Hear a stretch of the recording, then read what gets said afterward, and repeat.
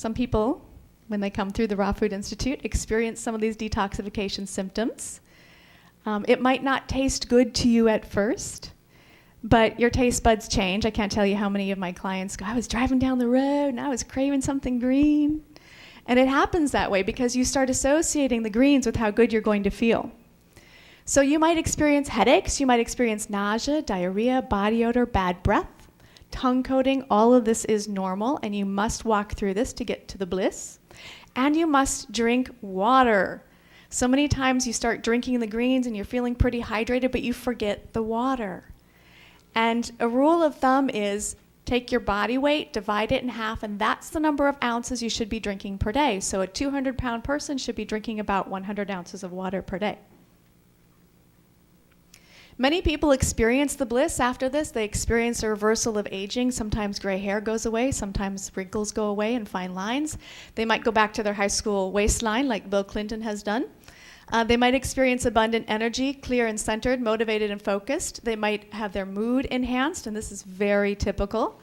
And it's really good for preventing and reversing illness. So I ask you this question: are you an active participant in your own life? Because that's what's important to me. I have 3 kids, and I want to be the mom that's strapping on the ice skates and that's hopping in the lake and going swimming with them. Green juice can be your internal plumber. When things get backed up, for example, anybody ever been on a 4-lane highway that goes down to 2 lanes? Do you think that can happen in your colon?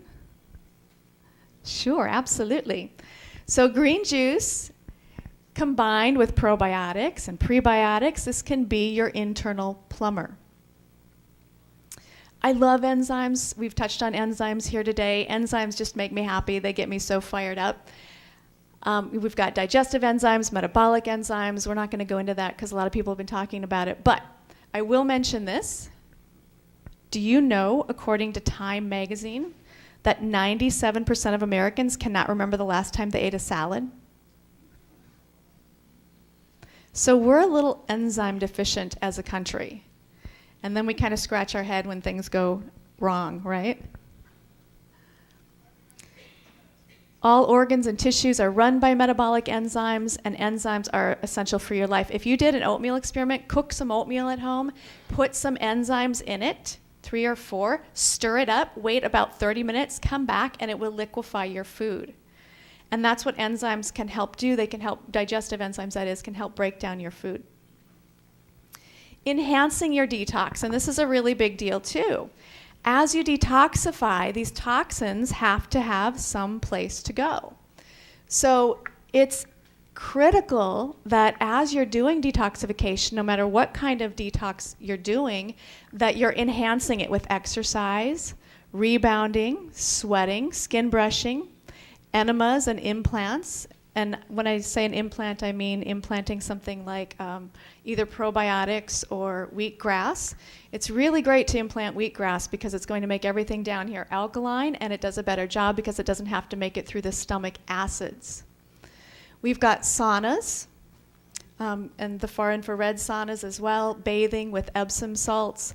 All of these things are critical. You know when you take a skin brush and you rub your skin a little bit and it's red and irritated? You've got lots of dead skin sitting in those cells.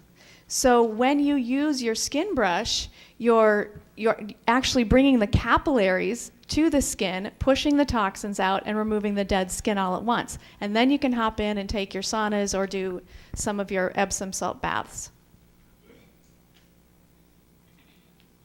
This is the #1 question I get asked. I've already been asked it today. What is the difference between a juicer and, twice today actually. What is the difference between a juicer and a blender? Okay, so up on the screen, the top left, we've got the fast crusher centrifugal machine, we've got the slow press here in the middle, and we've got the high-speed blender. I do believe that in a healthy kitchen, a juicer and a blender are critical. Okay, so if you're going to make a choice, again, it kind of depends on who I'm working with.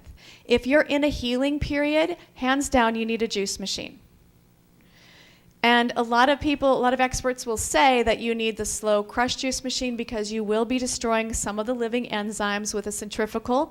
You will give it enough heat to destroy some of the enzymes, and you need all of those enzymes when you're in your healing period.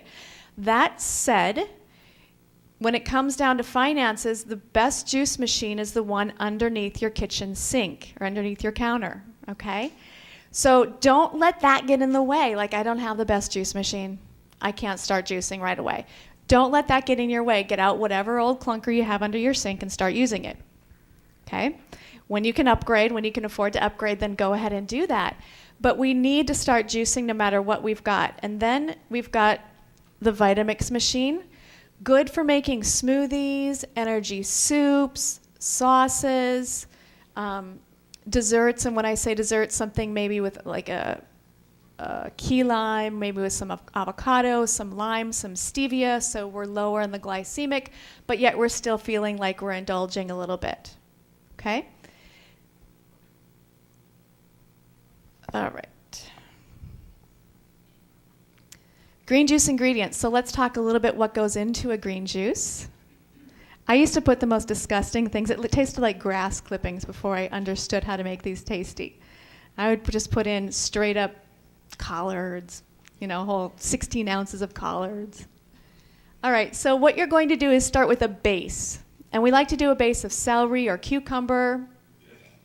Cucumbers are liver detoxifiers. You want to get the water-rich greens in your base, so it might even be head lettuce or romaine lettuce, but you want to create a base. In the ideal juice, because the sprouts are also going to be front and center of your healing program. Sprouts are the living foods. We've got the raw foods, the lettuces that we pluck from our gardens, the green leafy vegetables, and we've got the living foods. Now, when I walk across my sunroom and I clip my sprouts and I put them on my salad plate, I have decreased my carbon footprint, but I've also put living foods on my plate. And when we start regenerating on a cellular level, it's those living foods that are going to move us forward. Then we've got the dark leafy green vegetables. I don't go heavy on the cruciferous, but a little bit is okay on occasion. So like I said, I like to stick with the sprouts. That would be your ideal green drink. But then you could do the collards, the Swiss chards, the spinach. Again, we've got some challenges with the oxalic acid in the spinach. So just what I mean by this is rotate up your dark leafy greens. Okay? What I don't want to hear from somebody is I eat spinach every day. We want to be rotating those dark leafy greens. We're going to make this tasty with citrus, so lemon, lime, garlic, ginger. Cranberries can make this tasty as well. For beginners, okay, if you got somebody that just won't drink a green juice, it is okay to put a little green apple or papaya, tiny bit of pineapple, just to make them eat it. You don't want to turn somebody off to green juice before you turn them on to it. So for beginners, but again, as you start to just crave this, your palate will change a lot. Cucumbers are powerful kidney cleansers. They're liver detoxifiers. They're also a diuretic. Green vegetables are mandatory for the liver. They're full of vitamins A, C, E, and K. Again, blood purifiers, liver detoxifiers, and the most missing ingredient in the modern diet. When I sit with somebody and I go through a health history consultation, and I'll look at it and I look at them and say, where are the greens? Because we're just, as a society, just not getting these greens into the diet. Dandelion, incredibly medicinal. Good for almost everything. They clean the kidneys, the liver, the colon. They're antioxidants, vitamins A and E, prevent powerful free radical damage. B complex, they're full of vitamin C, D, calcium, iron, manganese, magnesium, phosphorus, potassium, sulfur, silicon, sodium. In Chinese medicine, they're good for cancer treatments.